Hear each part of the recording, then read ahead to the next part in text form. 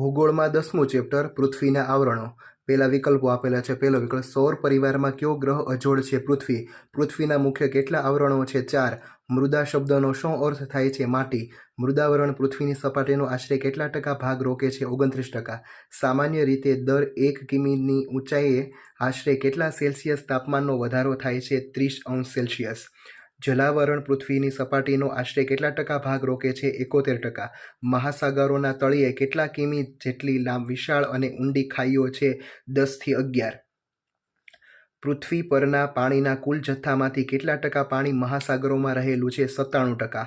આશરે કેટલા કિલોમીટરની ઊંચાઈ સુધીના વિવિધ વાયુઓના આવરણને વાતાવરણ કહે છે? 800 થી 1000. પૃથ્વીનું કયું આવરણ નરી આંખે જોઈ શકાતું નથી? વાતાવરણ. પૃથ્વીનું કયું આવરણ રંગ, ગંધ અને સ્વાદ રહિત છે? વાતાવરણ. વાતાવરણમાં ઓક્સિજન વાયુનું પ્રમાણ કેટલા ટકા છે? 20.99%. વાતાવરણમાં નાઇટ્રોજન વાયુનું પ્રમાણ કેટલા ટકા છે? 78.03%. વાતાવરણમાં કાર્બન ડાયોક્સાઇડ વાયુની હાજરી આશરે કેટલા કિમીની ઊંચાઈ પછી ઓછી જણાય છે? 20 કિમીની. વાતાવરણમાં ઓક્સિજન વાયુની હાજરી આશરે કેટલા કિમીની ઊંચાઈ પછી ઓછી જણાય છે? 110 કિમીની. વાતાવરણમાં નાઇટ્રોજન વાયુની હાજરી આશરે કેટલા કિમીની ઊંચાઈ પછી ઓછી જણાય છે? 130 કિમીની. વાતાવરણનો કયો વાયુ સૂર્યના જલદ પારજાંબલી કિરણોનું શોષણ કરી પૃથ્વીને સૂર્યની પ્રચંડ ગરમીથી બચાવે છે? ઓઝોન. 18મું, નીચેના પૈકી કયો વાયુ સ્વાસ્થ્યવર્ધક છે? ઓઝોન. વાતાવરણના કયા ઘટકને કારણે પૃથ્વી પર પડતો સૂર્યપ્રકાશ ચો તરફ ફેલાઈ જાય છે? રજકણો. પૃથ્વીના કયા આવરણના માધ્યમથી અવાજ સાંભળી શકાય છે? વાતાવરણના. પૃથ્વીના કયા આવરણથી રેડિયો અને દૂરદર્શનના પ્રસારણો શક્ય બને છે? વાતાવરણથી. પૃથ્વીનું કયું આવરણ પૃથ્વી માટે કુદરતી ઢાલની ગરજ સારે છે? વાતાવરણ. સૌર પરિવારનો કયો ગ્રહ જીવાવરણ ધરાવે છે? પૃથ્વી. પૃથ્વીના કયા આવરણમાં વિવિધ પ્રકારની જીવસૃષ્ટિનો સમાવેશ થાય છે? જીવાવરણમાં. ચાલો એના પછી ખાલી જગ્યાઓ આપેલી છે. પર્વતો, ઉચ્ચ પ્રદેશો, મેદાનો વગેરે મૃદા આવરણમાં આવેલા છે. પૃથ્વી સપાટીથી આશરે 800 થી 1000 કિમી સુધી વાતાવરણ વિસ્તરેલું છે. વાતાવરણમાં નાઇટ્રોજન વાયુનું પ્રમાણ સૌથી વધુ હોય છે. પૃથ્વી પર કુલ 4 આવરણો છે. સૌર પરિવારમાં માત્ર પૃથ્વી પર સજીવોને જીવવા માટે અનુકૂળ વાતાવરણ પાણી અને હવા છે. મૃદા શબ્દનો અર્થ માટી થાય છે. પૃથ્વી તેની ઉત્પત્તિના સમયે અગનગોળાના સ્વરૂપે હતી. મૃદાવરણની સપાટીથી જેમ જેમ ઊંચે જઈએ તેમ તેમ તાપમાનમાં વધારો થતો જાય છે. પૃથ્વીનો ઉપરનો પોપડો લગભગ 64 થી 100 કિલોમીટર જેટલો જાડો છે. સામાન્ય રીતે 1 કિમીની ઊંચાઈએ આશરે 30°C તાપમાનનો વધારો થાય છે. પૃથ્વીની ઊંડાઈએ ખડકોના પીગળેલા દ્રવ્યને મેગ્મા કહે છે. આહારથી માંડીને આવાસ અને આપણા અસ્તિત્વનો પાયો એટલે મૃદાવરણ. પૃથ્વીની સપાટી પર જમીન કરતાં પાણીના વિસ્તારનું પ્રમાણ વધારે છે. પૃથ્વીની સપાટીનો લગભગ 71% જેટલો ભાગ જલાવરણથી ઘેરાયેલો છે. પૃથ્વી પરના વિશાળ જળરાશિ ધરાવતા ભાગોને મહાસાગરો તરીકે ઓળખવામાં આવે છે. સમુદ્રો માનવીના પ્રોટીનયુક્ત આહારના ભંડારો પણ છે. કાર્બન ડાયોક્સાઇડ વાયુ ભારે હોવાથી તે હવામાં નીચલા સ્તરે વધારે પ્રમાણમાં જોવા મળે છે. ઓઝોન વાયુ સૂર્યના જલદ પારજાંબલી કિરણોને શોષી લે છે. રજકણો દ્વારા પ્રકાશના કિરણોનું પરાવર્તન થાય છે. વાતાવરણના માધ્યમથી અવાજ સાંભળી શકાય છે. ચાલો એના પછી ખરા ખોટા આપેલા છે. વાતાવરણમાં ઓક્સિજન 150 કિમીની ઊંચાઈ સુધી હોય છે. ખોટું. મહાસાગરો આપણા જળમાર્ગો બન્યા છે. સાચું. જીવાવરણમાં અનેક પ્રકારની જીવસૃષ્ટિનો સમાવેશ થાય છે. સાચું. પૃથ્વી સપાટી પર પાણી અને હવાને કારણે સજીવ સૃષ્ટિ વિકાસ પામે છે. સાચું. ઓઝોન વાયુ સૂર્યના પારજાંબલી કિરણોથી પૃથ્વી પરના સજીવોને બચાવે છે. સાચું. પૃથ્વી ઉપરનો પોપડો સામાન્ય રીતે માટી અને પ્રવાહી પદાર્થોનો બનેલો છે. ખોટું. પૃથ્વીના પોપડાના નીચલા ભાગને મૃદાવરણ કહે છે. ખોટું. ઊંડા સમુદ્રોમાં પૃથ્વીનો પોપડો પાતળો હોય છે. સાચું. પૃથ્વી સપાટીનો આશરે 29% ભાગ મૃદાવરણને રોકેલો છે. સાચું. પૃથ્વી સપાટી પર ભૂમિ વિસ્તાર કરતાં પાણીના વિસ્તારનું પ્રમાણ ઓછું છે. ખોટું. પૃથ્વી સપાટીનો 71% જેટલો વિસ્તાર જલાવરણથી ઘેરાયેલ છે. સાચું. જીવાવરણનું અસ્તિત્વ માનવ પર આધારિત છે. ખોટું. સમુદ્રોના પાણીમાંથી મીઠું મેળવવામાં આવે છે. સાચું. વાતાવરણને નરી આંખે જોઈ શકાતું નથી. સાચું. પૃથ્વીની સપાટીથી ઊંચે જતાં હવા ઘટ્ટ બની જાય છે. ખોટું. વાતાવરણમાં ઓઝોન વાયુનું પ્રમાણ ખૂબ ઓછું હોય છે. સાચું. વાતાવરણ પૃથ્વી માટે કુદરતી ઢાલની ગરજ સારે છે. સાચું. ચાલો એના પછી જોડકા આપેલા છે. મૃદાવરણ તો કે માનવ સહિત અનેક સજીવોનું નિવાસસ્થાન. વાતાવરણ વિવિધ વાયુઓનું આવરણ. જીવાવરણ માનવીના જીવન નિર્વાહનો આધાર. અને જલાવરણ તો સજીવ સૃષ્ટિનું અસ્તિત્વ. ચાલો એના પછી પ્રશ્નોના જવાબ આપેલા છે. એક એક વાક્યોમાં જવાબ આપવાના છે. પૃથ્વી પરના મુખ્ય આવરણો ક્યાં ક્યાં છે? મૃદાવરણ, જલાવરણ, વાતાવરણ અને જીવાવરણ. મૃદાવરણ એટલે શું? મૃદા એટલે માટી. પૃથ્વીનો ઉપરનો પોપડો માટીનો બનેલો હોય છે, તેથી પૃથ્વીની સપાટી પરના ભૂમિભાગોને મૃદાવરણ કહે છે. જલાવરણ શેનું બનેલું છે? પૃથ્વીની સપાટી પરના પાણીથી ઘેરાયેલા વિસ્તારને જલાવરણ કહે છે. ઉદાહરણ તરીકે સમુદ્રો, મહાસાગરો, નદીઓ, સરોવરો વગેરે. વાતાવરણના મુખ્ય વાયુઓ ક્યાં છે? Nitrogen, oxygen, ozone, carbon dioxide વગેરે મુખ્ય વાયુઓ છે. જીવસૃષ્ટિમાં કોનો સમાવેશ થાય છે? જીવસૃષ્ટિમાં માનવો, વનસ્પતિ અને પ્રાણીઓનો સમાવેશ થાય છે. સૌર પરિવારના એક સભ્ય તરીકે પૃથ્વીની વિશેષતા શું છે? સમગ્ર જીવસૃષ્ટિને જીવવા માટે જરૂરી હવા, તાપમાન અને પાણી ફક્ત પૃથ્વી પર હોવાથી પૃથ્વી પર જીવન શક્ય છે.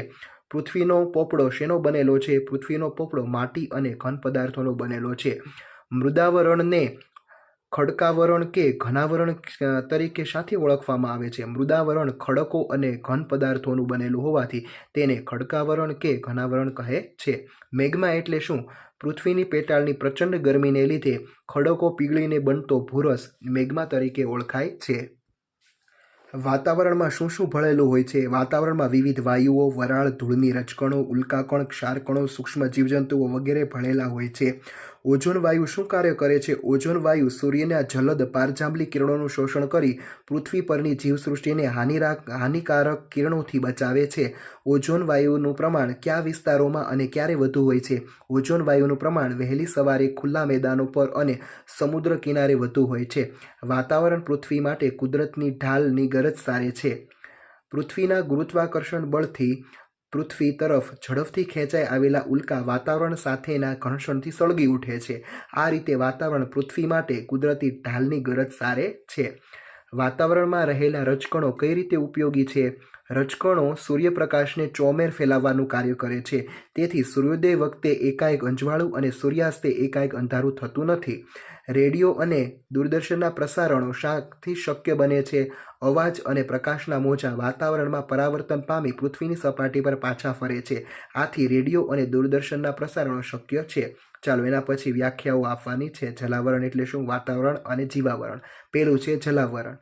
પૃથ્વીની સપાટી પરના પાણીથી ઘેરાયેલા ભાગને જલાવરણ કહે છે. ઉદાહરણ તરીકે મહાસાગરો, નદીઓ, સમુદ્રો, ઉપસાગરો, તળાવો, સરોવરો વગેરે.